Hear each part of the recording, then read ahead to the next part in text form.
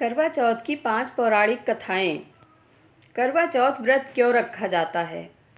करवा चौथ का व्रत सुहागिन महिलाओं के द्वारा अपने पति की लंबी आयु, अच्छे स्वास्थ्य और जीवन में तरक्की के लिए किया जाता है। हालांकि कई कुंवारी कन्याएं मनपसंद जीवन साथी पाने के लिए इस व्रत को रखती हैं। करवा चौथ व्रत कौन कौन रख सकता है? करवा चौथ का व्रत शादीशुदा महिलाओं के अलावा कुंवारी लड़कियों द्वारा भी अच्छे वर की प्राप्ति के लिए रखा जा सकता है। करवा चौथ पूजा मुहूर्त 2024। करवा चौथ पूजा का शुभ मुहूर्त 20 अक्टूबर की शाम 5:46 से 7:02 तक रहेगा। तो वहीं करवा चौथ व्रत का समय सुबह 6:25 से 7:54 बजे तक रहेगा। करवा चौथ पर चांद कब निकलेगा? करवा चौथ के दिन चांद शाम 7:55 पर निकलेगा। करवा चौथ का महत्व। हिंदू मान्यताओं के अनुसार यदि महिला पूरे विधि विधान से करवा चौथ का व्रत रखती है तो उसके पति की उम्र लंबी होती है और उसे अखंड सौभाग्य का वरदान मिलता है।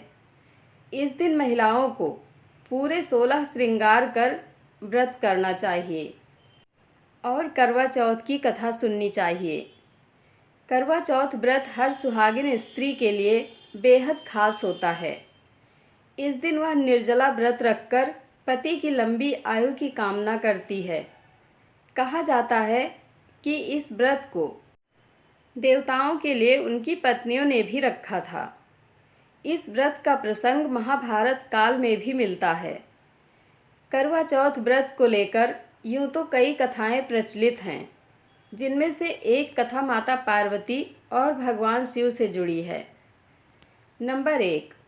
एक पौराणिक कथा के अनुसार सबसे पहले करवा चौथ का व्रत शक्ति स्वरूपा माँ पार्वती ने भगवान शिव के लिए रखा था। इसी व्रत से उन्हें अखंड सौभाग्य की प्राप्ति हुई थी। इस दिन भगवान शिव और माता पार्वती की पूजा कर सुहागिन स्त्रियां पति की लंबी आयु की कामना करती हैं। नंबर 2। पौराणिक कथा के अनुसार एक बार देवताओं और राक्षसों के बीच जोरदार युद्ध छिड़ा था। तमाम कोशिशों के बाद भी देवताओं को सफलता हासिल नहीं हो रही थी। देवताओं पर दैत्य हावी हो रहे थे। तभी ब्रह्मदेव ने देवताओं की पत्नियों को करवा चौथ का व्रत रखने के लिए कहा था। उन्होंने बताया कि इस व्रत को रखने से दैत्य देवताओं से परास्त होंगे। इसके बाद देवताओं की पत्नियों ने युद्ध में सफलता और लंबी आयु की कामना के लिए करवा चौथ व्रत किया था। कहते हैं कि तभी से कार्तिक मास की चतुर्थी दिन से इस व्रत को रखने की परंपरा शुरू हुई। नंबर 3। करवा चौथ व्रत से जुड़ी एक कथा महाभारत काल की मिलती है। कथा के अनुसार एक बार अर्जुन नीलगिरी पर्वत पर तपस्या करने गए थे। उसी दौरान पांडवों पर कई तरह के संकट आ गए। तब द्रौपदी ने श्री कृष्ण से पांडवों के संकट से बचने का उपाय पूछा। इस पर भगवान कृष्ण ने उन्हें कार्तिक माह की चतुर्थी के दिन करवा चौथ का व्रत रखने के लिए कहा था। कहते हैं कि द्रौपदी ने यह व्रत किया और उन्हें संकट से मुक्ति मिल गई। नंबर 4। करवा चौथ की पौराणिक व्रत कथा के अनुसार बहुत समय पहले की बात है। एक साहूकार के 7 बेटे और उनकी एक बहन करवा थी। सभी 7 भाई अपनी बहन से बहुत प्यार करते थे। यहाँ तक कि वे पहले उसे खाना खिलाते और बाद में स्वयं खाते थे। एक बार उनकी बहन ससुराल से मायके आई हुई थी। शाम को भाई जब अपना व्यापार व्यवसाय बंद कर घर आए तो देखा कि उनकी बहन बहुत व्याकुल थी। सभी भाई खाना खाने बैठे और अपनी बहन से भी खाने का आग्रह करने लगे, लेकिन बहन ने बताया कि उसका आज करवा चौथ का निर्जल व्रत है और वह खाना सिर्फ चंद्रमा को देखकर उसे अर्घ देकर ही खा सकती है। चूँकि चंद्रमा अभी तक नहीं निकला है इसलिए वह भूख प्यास से व्याकुल हो उठी है। सबसे छोटे भाई को अपनी बहन की हालत देखी नहीं जाती और वह दूर पीपल के पेड़ पर एक दीपक जलाकर चलनी की ओट में रख देता है। दूर से देखने पर वह ऐसा प्रतीत होता है कि जैसे चतुर्थी का चांद उदित हो रहा हो।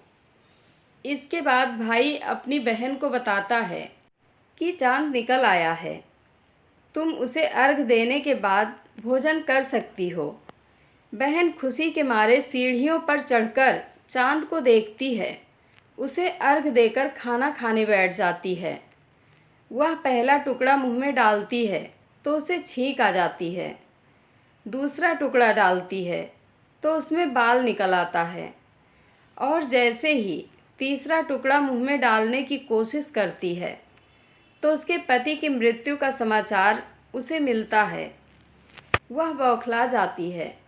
उसकी भाभी उसे सच्चाई से अवगत कराती हैं कि उसके साथ ऐसा क्यों हुआ। करवा चौथ का व्रत गलत तरीके से टूटने के कारण देवता उससे नाराज हो गए हैं और उन्होंने ऐसा किया है।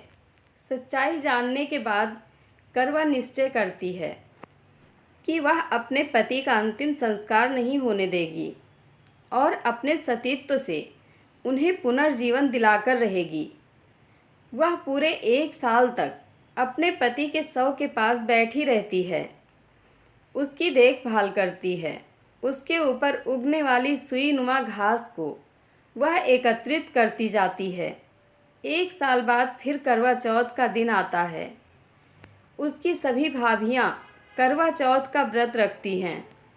जब भाभियाँ उससे आशीर्वाद लेने आती हैं तो वह प्रत्येक भाभी से यम सुई ले लो, पिए सुई दे दो, मुझे भी अपनी जैसी सुहागिन बना दो, ऐसा आग्रह करती है। लेकिन हर बार भाभी उसे अगली भाभी से आग्रह करने का कह चली जाती हैं। इस प्रकार जब छठे नंबर की भाभी आती है तो करवा उससे भी यही बात दोहराती है। यह भाभी उसे बताती है कि चूँकि सबसे छोटे भाई की वजह से उसका व्रत टूटा था, अतः उसकी पत्नी में ही शक्ति है कि वह तुम्हारे पति को दोबारा जीवित कर सकती है। इसलिए जब वह आए तो तुम उसे पकड़ लेना और जब तक वह तुम्हारे पति को जिंदा ना कर दे उसे नहीं छोड़ना। ऐसा कहकर वह चली जाती है। सबसे अंत में छोटी भाभी आती है। करवा उनसे भी सुहागिन बनने का आग्रह करती है, लेकिन वह टाल मटोली करने लगती है। इसे देख करवा उन्हें जोर से पकड़ लेती है और अपने सुहाग को जिंदा करने के लिए कहती है। भाभी उससे छुड़ाने के लिए नोचती है, खसोटती है, लेकिन करवा नहीं छोड़ती। अंत में उसकी तपस्या को देख भाभी पसीज जाती है और अपनी छोटी अंगुली को चीरकर उसमें से अमृत उसके पति के मुंह में डाल देती है। करवा का पति तुरंत श्री गणेश कहता हुआ उठ बैठता है। इस प्रकार प्रभु कृपा से उसकी छोटी भाभी के माध्यम से करवा को अपना सुहाग वापस मिल जाता है। नंबर 5, एक अन्य पौराणिक कथा के अनुसार यह कथा सावित्री और सत्यवान की है, जिसमें यमराज सावित्री के पति के प्राणों को ले जाते हैं और सावित्री उनके पीछे पीछे पति के प्राणों की भीख मांगते और करुणा क्रंदन करते हुए जाती है। सावित्री के विलाप से विचलित हुए यमराज ने उन्हें सत्यवान के जीवन को छोड़कर कुछ भी मांगने का वचन देते हैं। सावित्री ने यमराज से पुत्रवती होने का आशीर्वाद मांग लिया और यमराज ने तथास्तु कह दिया। इस पर सावित्री ने यमराज से पूछा, जब आप मेरे पति के प्राणों को ले जा रहे हैं तब मैं पुत्रवती कैसे हो सकती हूँ।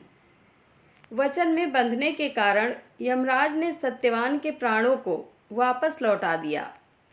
कहा जाता है तभी से महिलाएं अन्न और जल का त्याग कर पति की लंबी आयु के लिए इस व्रत को करती हैं।